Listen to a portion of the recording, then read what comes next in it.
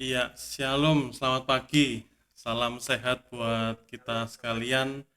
Saya mengucap syukur untuk kesempatan yang Tuhan berikan melalui Pak Soneta yang memberikan kesempatan saya untuk kita boleh bersama berbagi, kita boleh bersama belajar kebenaran firman Tuhan sehingga kita boleh sama-sama dikuatkan dan diberkati oleh berkat cinta kasih Tuhan.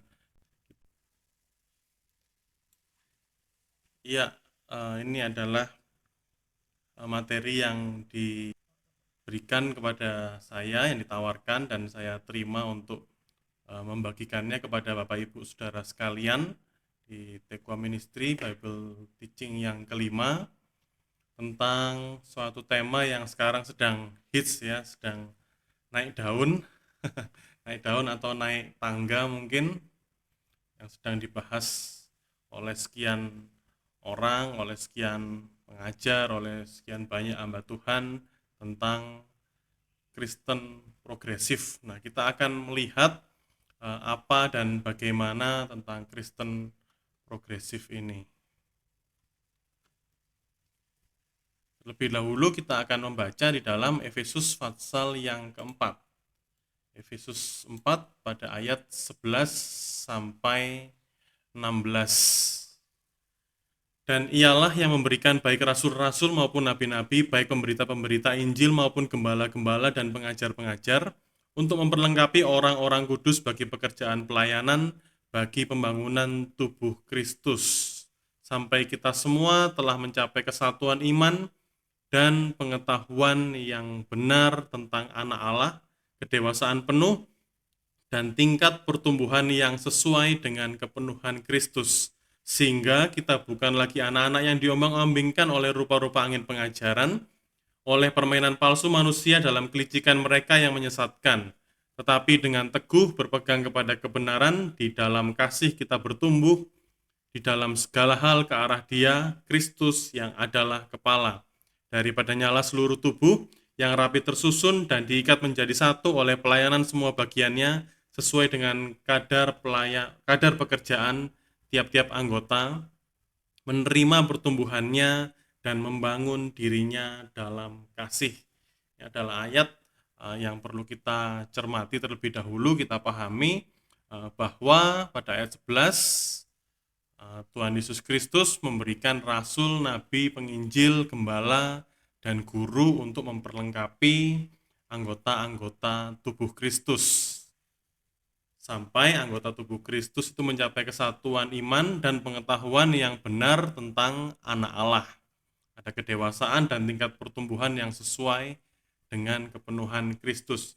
Jadi, pelayan-pelayan Tuhan, kalau dapat saya simpulkan pada ayat 11, diberi tugas untuk memperlengkapi orang-orang kudus bagi pekerjaan pelayanan pembangunan tubuh Kristus. Demikian juga kita sebagai tubuh Kristus tentunya mau menjadi orang yang diperlengkapi oleh pelayan-pelayan Tuhan. Jadi pelayan-pelayan Tuhan menerima tugas, melakukan tugasnya, dan sebagai anggota tubuh Kristus kita pun menerima pelayanan dari hamba-hamba Tuhan supaya kita mencapai kesatuan iman dan pengetahuan yang benar tentang anak Allah. Jika ayat ini menyatakan pengetahuan yang benar tentang anak Allah, pastinya ada kebalikannya, ya, ada pengetahuan yang salah tentang anak Allah, sehingga tidak mencapai kedewasaan dan tidak mencapai tingkat pertumbuhan yang sesuai. Jadi tidak dewasa dan tidak bertumbuh. Akibatnya menjadi anak-anak yang diombang-ambingkan oleh rupa-rupa angin pengajaran dan permainan palsu manusia dalam kelicikan mereka yang menyesatkan. Nah, ini yang perlu kita perhatikan. Marilah kita bersama-sama mau saling belajar, mau saling berbagi untuk kita semakin bertumbuh dalam pengenalan kita akan anak Allah. Anak Allah itu sinonimnya dari firman Allah ya. Secara singkat kita dapat lihat nanti Yohanes 1 ayat 1 sampai 3 dapat dibandingkan dengan Ibrani 1 ayat 1 sampai 3. Jadi sama-sama 1 sampai 3. Fatsalnya juga Fatsal 1 dari Injil Yohanes dan dari surat Ibrani. Jadi firman Allah itu menciptakan alam semesta jika kita baca di dalam Yohanes pasal yang ke-1. Sedangkan di Ibrani pasal yang ke-1 di 3 ayat itu dijelaskan bahwa anaklah yang menciptakan alam semesta. Sehingga kita dapat tarik kesimpulan bahwa anak Allah itu merupakan sinonim dari firman Allah. Anak Allah memang adalah term khas kekristenan. Ya, orang Kristen yang memahami, yang belajar, yang mau mengerti, mau mengenal tentang anak Allah. Jadi bukan Allah itu beranak secara fisik, ya tidak mungkin Allah beranak secara fisik karena Allah itu roh. Tetapi yang dimaksud dengan anak Allah, Tuhan Yesus katakan sendiri di dalam Yohanes 8 ayat 42, jika Allah adalah Bapamu, tentu kamu akan mengasihi aku karena aku keluar dan datang dari Allah. Ya, bagi Allah itu tidak ada luar, tidak ada dalam, ya, tidak ada ruang, tidak ada waktu, karena Allah lah pencipta ruang dan waktu. Tetapi apa yang dikatakan Tuhan Yesus itu memudahkan kita untuk mengerti kesatuannya dengan Sang Bapa. Jadi dia adalah firman-Nya Bapa, seperti firman kita, ya dia berada di dalam kita. Seperti firman saya, ada satu dengan saya. Saya bisa dibedakan dengan firman saya, wujud saya ini, tetapi tidak bisa dipisahkan antara wujud dengan firman. Demikian juga antara Bapa dan Putra, ya, satu, tetapi tidak bisa dipisahkan, namun bisa dibedakan. Ya, demikian sedikit tentang pengetahuan yang benar tentang anak Allah, supaya kita tidak dibingungkan ya dengan berbagai macam serangan yang diarahkan kepada iman Kristen.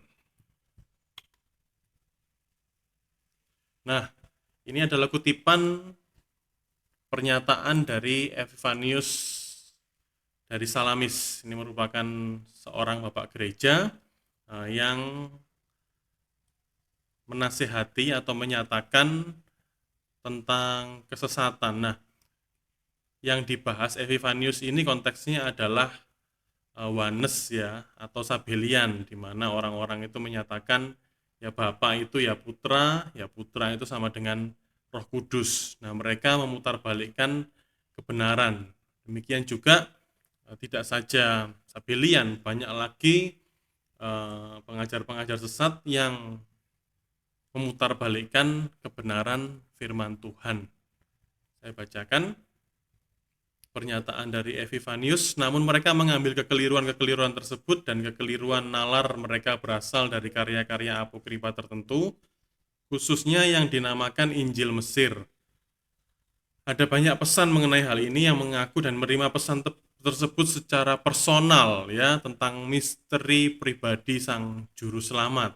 Ya, mereka pengajar-pengajar sesat itu dikatakan Epifanius menerima pesan pribadi ya dari sang juru selamat. Dan dia akan mengajarkan kepada murid-muridnya bahwa sang Bapa adalah sama dengan sang Putra dan sama dengan sang Roh Kudus. Ini tentu tidak kita percayai, karena seperti saya sebutkan tadi, antara Bapa dan Putra juga Roh Kudus bisa dibedakan namun tidak dipisahkan. Tidak bisa dipisahkan.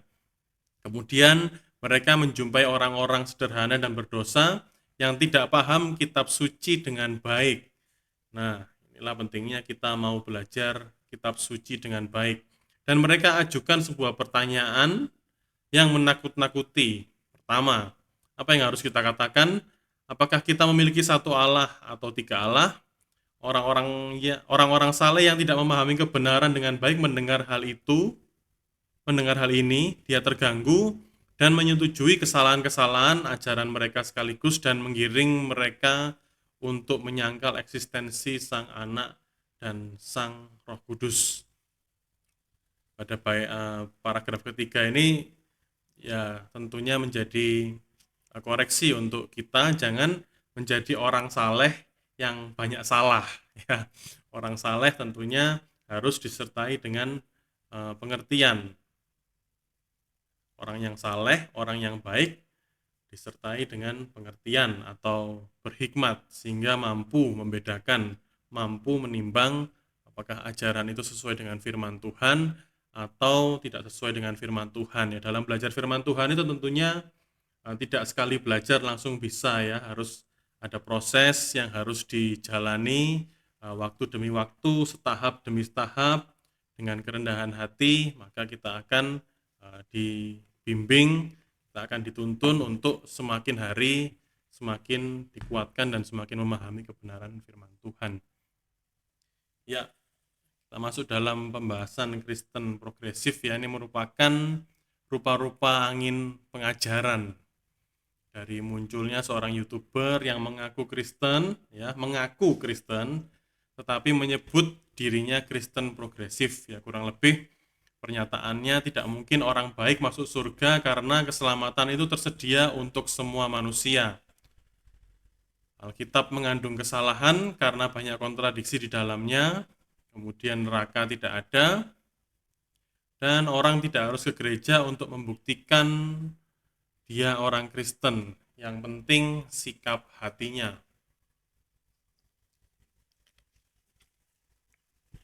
Ya kurang lebih ini yang menjadi pokok ya apa yang disampaikan YouTuber ini. Dia menyebut dirinya Kristen, tetapi menyatakan sebagai Kristen progresif. Nah, kita akan lihat progresif sendiri dalam KBBI, Kamus Besar Bahasa Indonesia, berarti ke arah kemajuan, berhaluan ke arah perbaikan dari keadaan sekarang. Progresif pada dasarnya bermakna positif. Tetapi apakah Kristen progresif bermakna positif? Itu yang menjadi pertanyaan. Ya, pengembangan pola berpikir itu tidak boleh kebablasan ya. Ada parameter untuk melihat. Saat kita melihat firman Tuhan, ada parameternya. Bagaimana kita menafsirkan firman Tuhan? Kita dapat melihat apa yang sudah diajarkan oleh bapak-bapak gereja. Ya, penting untuk kita melihat catatan-catatan yang mereka sudah tuliskan bagi kita sekarang dan sangat mudah untuk mengakses tulisan-tulisan dari bapak-bapak gereja.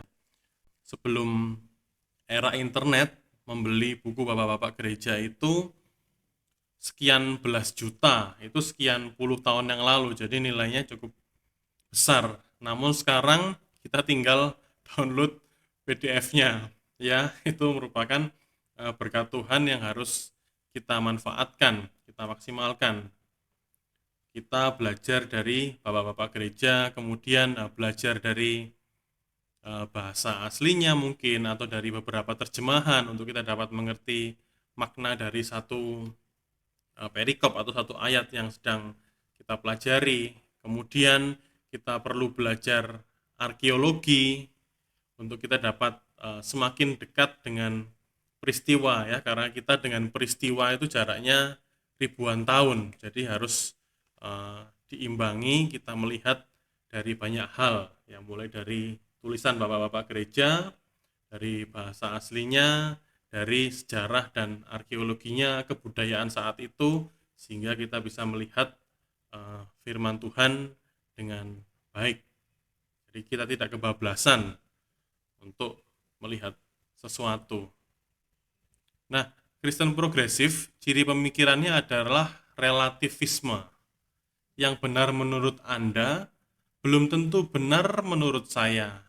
Demikian juga sebaliknya, sehingga tidak ada kebenaran mutlak. Ini cirinya. Ya, ini benar menurut saya, belum tentu benar menurut Anda. Demikian juga kalau Anda katakan itu benar, belum tentu saya benar dan saya harus mengikuti. Semuanya menjadi relatif. Tapi kita harus percaya firman Tuhan bahwa firman itu adalah kebenaran. Contohnya, Yesus adalah satu-satunya jalan keselamatan, yaitu menurut Anda. Tapi menurut saya ada jalan keselamatan yang lain, harus saling menghargai. Nah, seperti itu salah satu contoh yang dikemukakan oleh kekristenan progresif. Kemudian Alkitab tidak bisa disebut satu-satunya standar ya, ada banyak standar kebenaran, tetapi Kristen itu pengikut Kristus, menggunakan Alkitab sebagai standar kebenaran karena Alkitab adalah firman Allah yang tertulis. Allah berkata-kata melalui Alkitab kepada umatnya. Nah, Kristen progresif merupakan sambungan ya atau kelanjutan dari teologi liberal yang menekankan supremasi akal budi, kemudian mempertanyakan mujizat. Contoh, 5 roti dan 2 ikan itu tidak dilipat gandakan Yesus, tetapi mereka sudah membawa makanan sendiri-sendiri. Jadi saat Tuhan Yesus mengangkat roti yang ia terima dari seorang anak kecil dan kemudian membagi-bagikannya kepada orang banyak. Nah, orang-orang yang sudah bawa itu akhirnya mengeluarkan roti yang mereka bawa sendiri, begitu, karena tergerak dari apa yang sudah anak kecil itu lakukan dan apa yang sudah Yesus kerjakan dari 5 roti dan 2 ikan itu.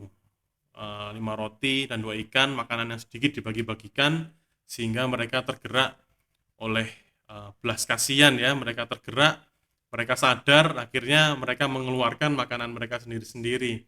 Nah, seperti itu, menyangkal tentang mujizat. Kemudian Yesus berjalan di atas air. Mereka katakan dia itu berjalan-jalan di pinggir pantai, jadi bukan bukan di tengah danau atau di tengah laut menjumpai murid-murid yang terkena badai. Dia itu berjalan-jalan di pinggir pantai karena murid-murid ini terlalu panik. Mereka menganggap Yesus itu berjalan di atas air. Padahal kebenarannya, faktanya adalah Tuhan Yesus memang berjalan di atas air untuk menolong murid-muridnya meredakan angin. Nah, kebangkitan Yesus itu hanyalah demitologisasi. Yalah, kisah itu tidak benar-benar ada. Ya, Yesus bangkit itu artinya dia mati, tetapi ajarannya tetap ada pengikutnya, tetap ada yang meyakini. Jadi Yesus itu tidak bangkit ya, dia tetap mati. Yang penting orang Kristen bangkit untuk memberitakan kasih. Nah, memberitakan kasih itu baik, tapi kasih seperti apa yang diberitakan? Kasih Allah adalah karena begitu besar kasih Allah akan dunia ini sehingga dia menyerahkan anaknya yang tunggal supaya setiap yang percaya tidak binasa melainkan beroleh hidup kekal. Itulah kasih yang Allah berikan. Nah, kalau hanya memberitakan kasih sekedar kasih di luar iman, tentunya itu bukanlah ajaran Kristen. Kemudian mempertanyakan penafsiran tradisional atas Alkitab.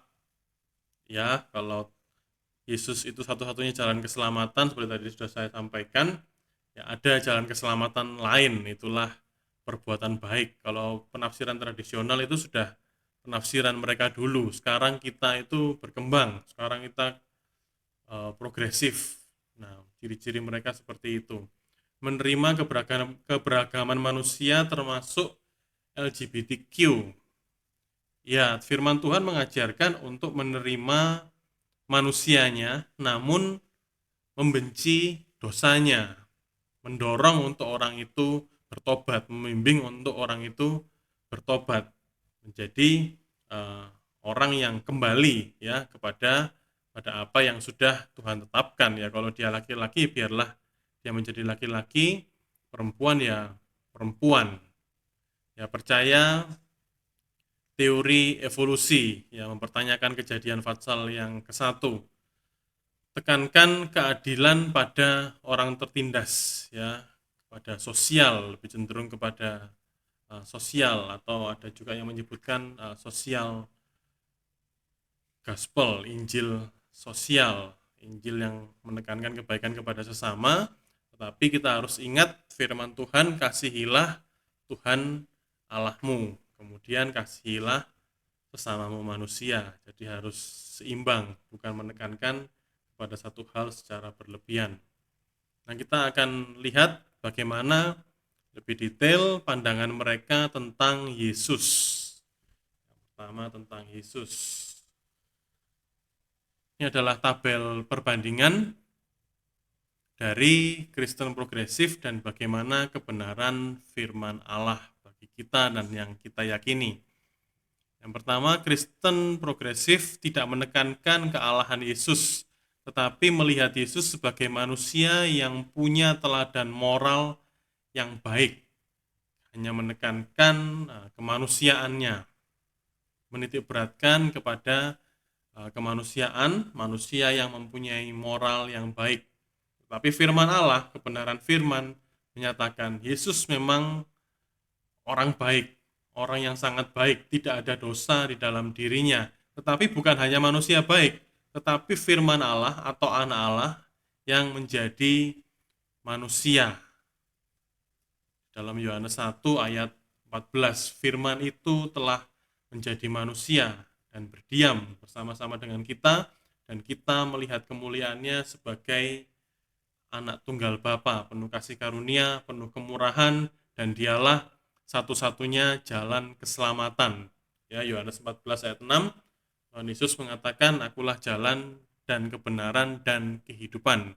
Bukan jalan kesalahan dan kematian ya, tetapi jalan kebenaran dan kehidupan. Ini adalah firman Allah, kebenaran yang harus kita pegang, bukan saja teladan moral, tapi kita melihat, kita mengenal siapa Yesus sebenarnya. Kemudian yang selanjutnya, tidak mungkin bahwa Bapa disenangkan dengan pengorbanan Yesus disalib. Ini adalah child abuse. Orang tua mana yang penuh kasih, yang rela mengorbankan anaknya? Ini cara pandang mereka tentang pengorbanan Yesus di kayu salib. Tentunya ini adalah melawan apa yang menjadi ketetapan dari Allah. Surat Petrus dengan tegas menyebutkan bahwa ia atau Yesus itu dipilih sebelum dunia dijadikan, karena Allah tahu bahwa manusia ini akan jatuh dalam dosa sebelum dunia dijadikan, sebelum semua ini ada. Allah itu tahu, dia itu maha tahu, dia yang ada, dia yang sudah ada, dan dia yang akan ada, karena Allah itu kekal. Nah, dalam kemahatahuannya, Bapa sudah menetapkan anak untuk datang ke dunia, rela mati, mengampuni, menebus manusia yang dikasihi dari dosa. Karena upah dosa adalah maut. Ya, kita tidak bisa menggampangkan dosa, sebab upah dosa adalah maut. Ya, mereka tidak mau melihat hal ini secara keseluruhan. Ya, kematian Yesus di kayu salib itu merupakan kasih Allah, karena keadilan Allah adalah semua manusia yang berdosa itu harus dihukum, tetapi karena kasihnya Allah memberikan jalan, siapa yang percaya kepada anaknya, pada Yesus Kristus, maka ada pengampunan yang disediakan. Jadi ini merupakan sesuatu yang berjalan beriringan antara kasih dan keadilan. Kita tidak bisa menuntut Allah itu harus mengasihi tanpa melaksanakan keadilannya. Demikian juga tidak mungkin Allah itu hanya melaksanakan keadilannya tanpa mengasihi. Karena 1 Yohanes 4 ayat 8 mengatakan Allah adalah kasih. Allah yang kasih adalah Allah yang adil, dan kasihnya sudah dinyatakan, keadilannya pun dinyatakan. Nah, kemudian tidak ada dosa warisan. Ya, manusia pada dasarnya baik. Yesus teladankan kasih dan rela berkorban untuk menolong sesama. Jadi sekali lagi penekanannya sebatas atau hanya kepada hal-hal yang terkait dengan moral. Sedangkan secara spiritual mereka menyangkali firman Tuhan. Sedangkan firman Allah jelas ya, manusia mewarisi dosa asal. Mazmur 51 ayat 7. Dosa memisahkan manusia dengan Allah dan menjadikan seteru Allah. Kolose 1 ayat 20 sampai 22. Manusia itu menjadi seteru Allah karena dosa. Kalau tidak ada yang memperdamaikan, maka manusia ini tidak bisa bersatu kembali dengan Allah. Untuk ini saya bacakan Kolose 1 ya, ayat 20 sampai 22. Saya bacakan dalam terjemahan baru 2. Dan melalui dialah Allah memperdamaikan segala sesuatu dengan dirinya, baik yang ada di bumi maupun yang ada di surga, sesudah ia mengadakan pendamaian dengan darah salib Kristus. Juga kamu yang dahulu hidup jauh dari Allah dan menjadi musuhnya dalam hati dan pikiran seperti yang nyata dari perbuatanmu yang jahat. Sekarang diperdamaikannya di dalam tubuh jasmani Kristus oleh kematiannya untuk menempatkan kamu kudus dan tak bercela dan tak bercacat di hadapannya. Jadi ayat ini jelas pengorbanan dari Yesus untuk memperdamaikan kita dengan Allah dan menempatkan kita kudus, tak bercela dan tak bercacat di hadapannya. Di hadapannya sekarang maupun di hadapannya nanti. Kalau di hadapannya sekarang berarti kita sebagai umat Tuhan yang berbakti kepada Tuhan, dan di hadapannya nanti saat kita menyambut kedatangan Tuhan Yesus yang kedua kali. Orang yang berada di dalam kasih Kristus, yang percaya kepada Yesus sebagai Tuhan dan Juru Selamat, dialah anak Allah yang telah menjadi manusia. Saat Tuhan Yesus datang kembali, tubuhnya diubahkan. Ya, Filipi 3 tidak usah kita baca. Tubuhnya diubahkan menjadi serupa dengan tubuh kemuliaan dari Tuhan Yesus Kristus. Sedangkan yang tubuhnya tidak diubahkan tentunya akan terbakar oleh kemuliaan Tuhan. Ya, karena Allah adalah api yang menghanguskan. Bagi setiap yang percaya, berbahagia, tubuhnya diubahkan. 1 Korintus 15 juga menyebutkan hal itu.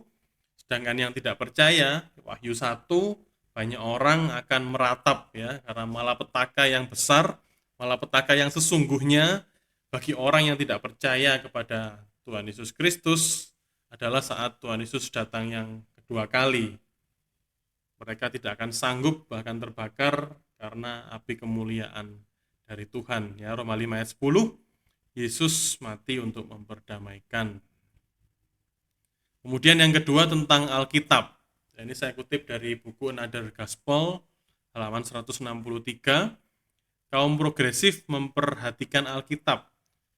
Bedanya mereka tidak melihat Alkitab sebagai firman Allah yang berotoritas, tetapi sebagai kumpulan kitab kuno yang bisa dipelajari seperti peninggalan-peninggalan sejarah kuno lainnya. Alkitab adalah usaha terbaik leluhur rohani kita untuk memahami Allah dalam budaya mereka. Karena manusia sekarang sudah memiliki pemahaman yang lebih tinggi, ya. Mereka menganggap pemahamannya lebih tinggi dan lebih bijak tentang Allah. Kaum progresif percaya bisa, ya, mereka percaya bisa membaca Alkitab sebagai mana seharusnya Alkitab dibaca. Mereka merasa bisa, namun sebenarnya liar menafsirkan Alkitab semaunya sendiri, dipilih-pilih mana ayat yang cocok dan dibuang mana ayat yang tidak cocok. Ya, bagaimana kita bisa memilih ayat dari firman Tuhan? Ya, ayat firman Tuhan adalah perkataan Tuhan bagi kita untuk mendidik kita di dalam kebenaran yang Ia kehendaki. Nah, ini perbandingannya. Alkitab sering salah, bahkan kontradiksi, sering tidak relevan. Contohnya, Salomo beristri 1000. Ya, Alkitab kan mengatakan bahwa pernikahan itu monogami, Kejadian 1. Tetapi kenapa Salomo beristri 1000? Nah, kita harus melihat bahwa Alkitab adalah firman Allah yang tidak mungkin salah karena diilhamkan oleh Allah yang benar. 2 Timotius 3 ayat 16 dan Yohanes 17 ayat 17. Nah, kita harus bisa melihat Alkitab, di dalam Alkitab ada yang bersifat informasi, dan di balik itu Allah sedang berbicara kepada kita bahwa hal tersebut menimbulkan dampak negatif. Jadi Allah sedang berbicara melalui peristiwa Salomo. Lihat, kalau kita buat kalimat langsung ya, Allah itu sedang berbicara, lihat umatku, dari kisah Salomo, apa yang terjadi kepada hidupnya. Ya, istri Salomo menjauhkan Salomo daripada Tuhan, sehingga Salomo tidak sepenuh hati mengikuti Tuhan. Ya, kita harus melihat kisah Salomo yang beristri 1000 itu jangan hanya digunting, Salomo istrinya 1000, sudah. Nah, kita harus baca secara lengkap. Kalau kita baca secara lengkap, maka disitulah kita akan memahami apa dampak dari tidak melakukan firman Tuhan. Istri-istri Salomo mencondongkan hati Salomo kepada berhala-berhala. Jadi bisa dikatakan Salomo ini menjadi orang yang sinkretisme ya, menyembah Allah Israel namun menyembah berhala dari sembahan-sembahan istri-istrinya. Nah, itu kan ada dampaknya. Allah sedang berbicara melalui kisah itu ya, meskipun Salomo bertobat ya dengan menulis kitab pertobatan Salomo atau kitab pengkhotbah. Ya, pelanggaran itu ada di pihak manusia. Tetapi penekanan firman adalah kasih karunia Allah yang besar, tetap memakai manusia yang sangat penuh kelemahan menjadi alatnya, namun dalam keadilannya. Contohnya ya Daud ya, biarpun banyak kelemahan, Tuhan tetap pakai karena Tuhan mengasihi Daud, namun keadilan Allah tetap berjalan bagi Daud. Ada hukuman-hukuman yang Tuhan berikan untuk mendisiplinkan dia. Jadi semua harus dilihat secara seimbang. Jangan kita sekedar mengambil satu dua ayat atau kata lain menggunting-gunting ayat firman Tuhan. Mari kita melihat Alkitab secara keseluruhan. Ya, ini seperti tadi yang sudah saya katakan, mereka menerima LGBTQ. Tuhan Yesus menerima orang berdosa tetapi benci dosanya. Tuhan bisa mengubah orang yang kelainan seksual menjadi normal. Tuhan sanggup mengerjakannya. Ya, buang dosanya, tinggalkan apa yang tidak dikehendaki Tuhan dan jadilah orang yang mengikuti kehendak daripada Tuhan. Ya, jadi bukan kita tidak menerima LGBT. Nah, bahayanya kalau mereka ini menerima, mungkin juga menerima dosanya, menerima orangnya, menerima dosanya. Tetapi Tuhan Yesus katakan melalui Rasul Paulus dalam surat Korintus, orang-orang yang demikian itu tidak berkenan kepada Tuhan, ada murka Tuhan, sebab itu harus bertobat dan Tuhan sanggup ya, Tuhan pasti sanggup mengubah orang yang tidak normal menjadi normal, yang mati aja bisa dibangkitkan kok. Lazarus mati sudah 4 hari bisa bangkit, apalagi orang yang masih hidup, tentunya Tuhan sanggup mengubahkan dengan kuasanya. Nah, tentang keselamatan, poin yang ketiga, ini adalah kutipan saya dari buku Another Gospel juga, halaman 117 sampai 118. Dua Marsion ini kitab yang ditulis Marsion ya, bukan bukan firman Tuhan. Marsion ini adalah pengajar sesat. Jadi ini yang dia katakan, dia mengatakan kesesatannya ya dalam kitab 2 Marsion ya, bukan 2 Korintus atau 2 Tesalonika, tapi 2 Marsion 16 ayat 24. Ini kitab sesat.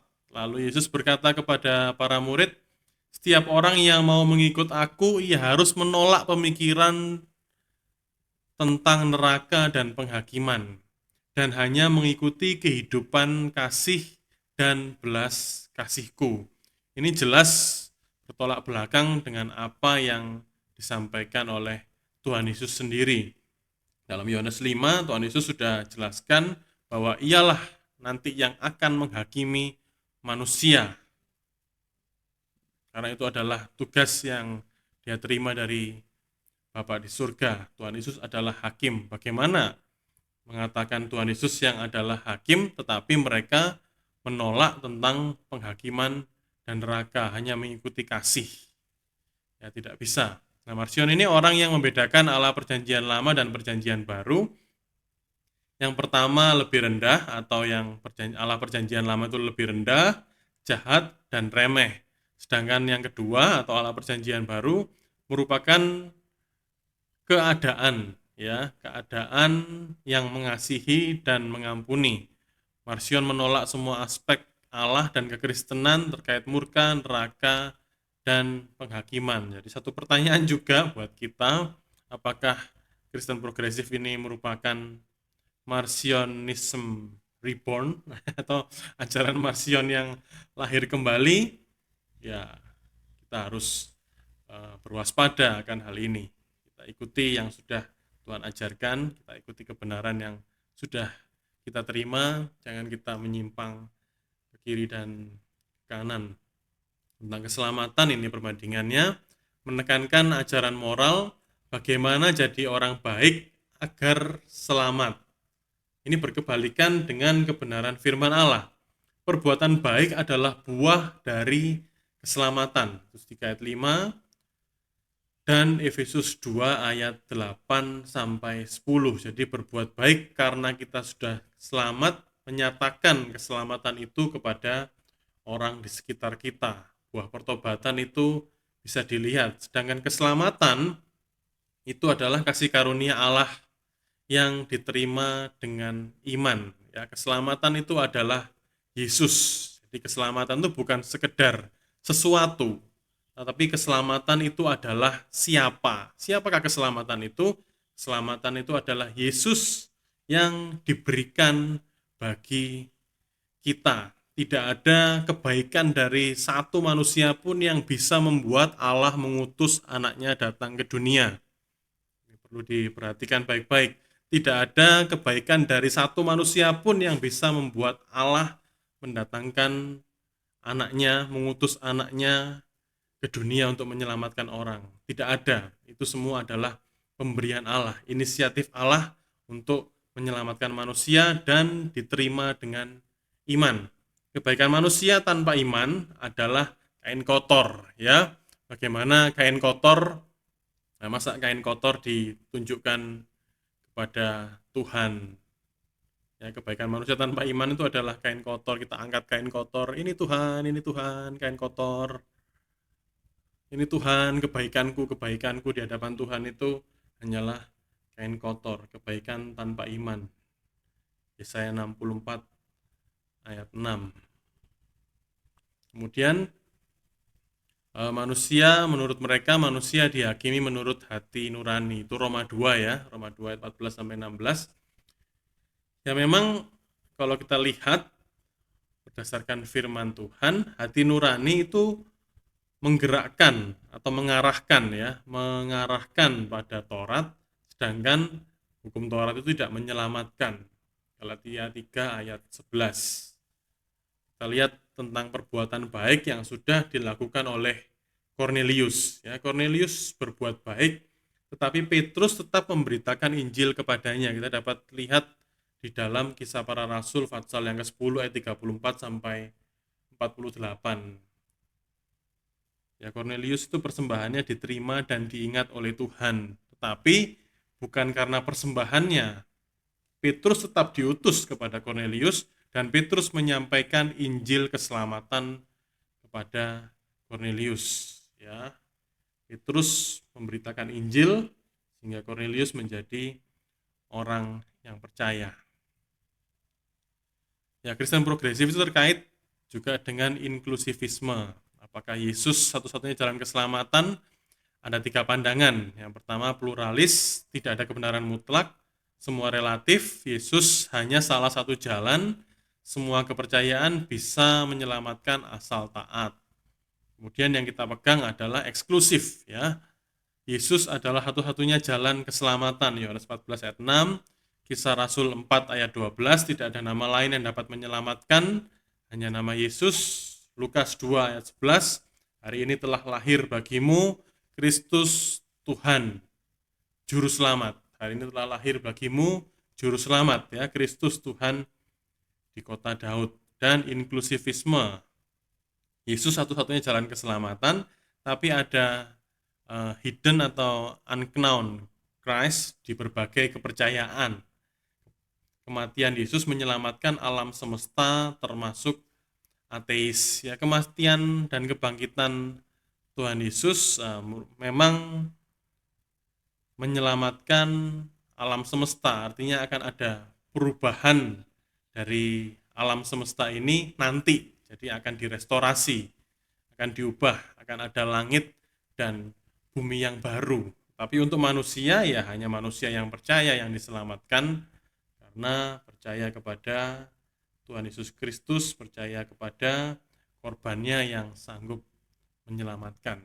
Ya, inklusivisme adalah Allah yang berinkarnasi dalam Yesus menurut Kristen, tetapi Allah juga berinkarnasi dalam semua agama dan kebudayaan. Ini adalah pandangan mereka. Jadi selamat bukan hanya yang percaya kepada Yesus, tetapi yang sungguh-sungguh taat kepada ajaran agamanya. Nah, keselamatan itu sendiri adalah sebenarnya ditawarkan kepada semua orang, tetapi tidak otomatis selamat karena harus menerima Yesus sebagai juru selamat pribadi. Ya, keselamatan itu ditawarkan ya karena manusia diciptakan menurut gambar dan rupa Allah. Sehingga tujuan Allah menciptakan manusia adalah segambar dan serupa dengan Dia, dari gambar menuju rupa.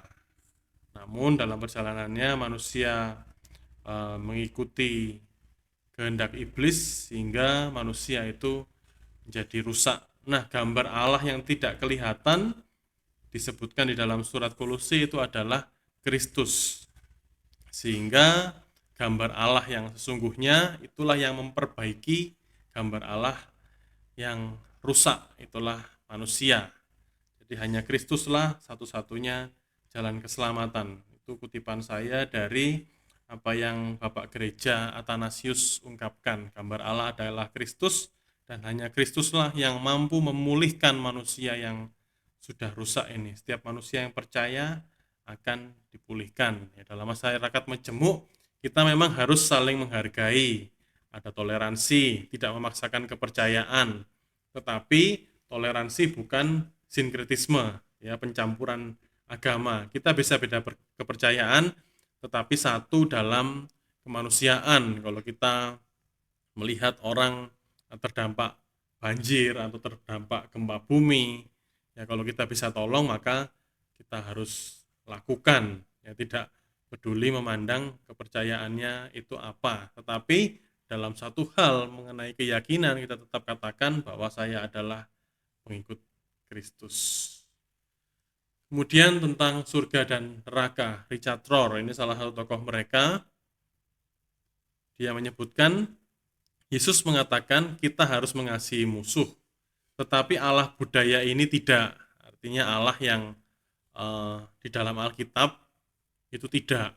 Ya, Yesus memberitahu untuk mengampuni 70 kali 7, tetapi Allah ini tidak. Ya, sebaliknya Allah ini membakar orang dalam kekekalan. Ya, seperti tadi yang sudah saya sebutkan, ya mirip dengan apa yang dikatakan oleh Marcion, ya, Allah perjanjian lama itu jahat, Allah perjanjian baru itu Allah yang baik, atau Yesus itu adalah baik, sedangkan Allah perjanjian lama itu penuh dengan murka. Kita harus dapat mengerti bahwa Allah itu selalu memberikan pengampunan. Contohnya kepada Ahab, Allah mengampuni.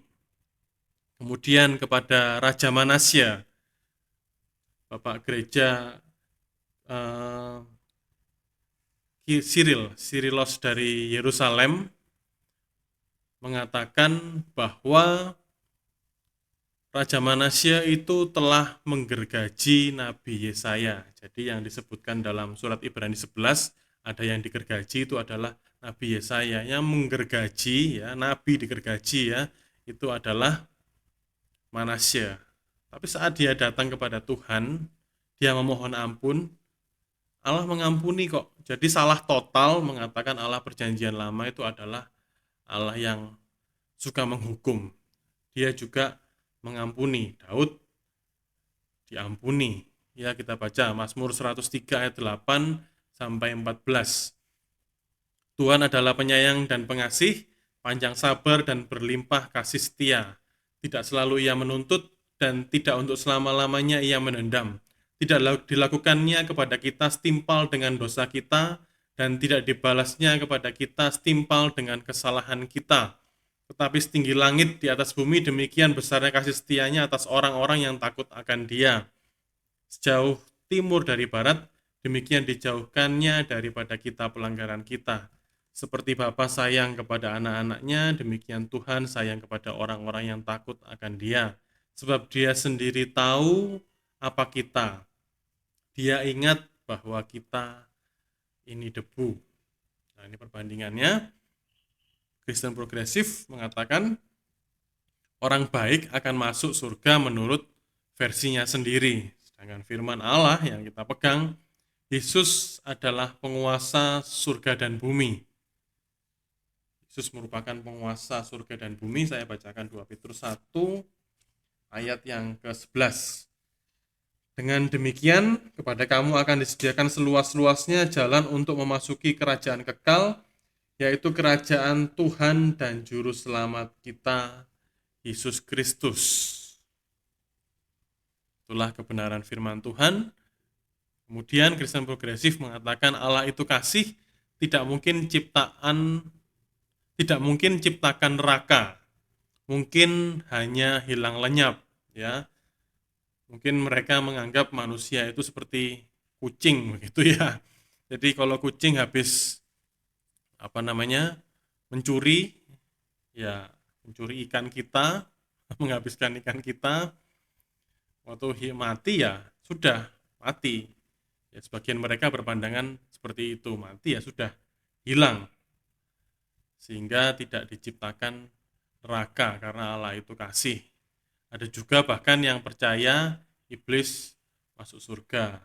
Nah, sedangkan kebenaran firman Tuhan jelas Allah yang kasih adalah Allah yang adil dan murka terhadap dosa. Allah itu kasih dan Allah itu adil. Nah, kesimpulannya